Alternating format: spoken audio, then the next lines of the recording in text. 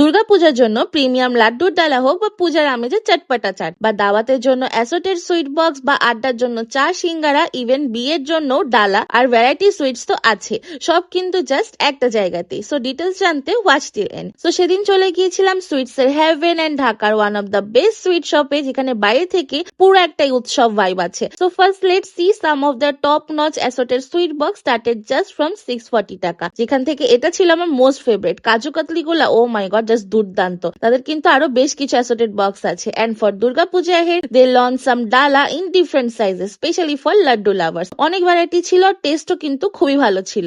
আর পূজা মানে চটপটা কিছু তো ট্রাই করতেই হবে, এজন্য তাদের মেনুতে নিউলি অ্যাড হয়েছে কিছু চাট আইটেম, যেমন গোলগাপ্পা, দই ফুচকা, পাপড়ি চাট, একদম সবগুলো মুখে ব্লাস্ট করছিল। সো পূজায় কিন্তু এগুলোও থাকছে।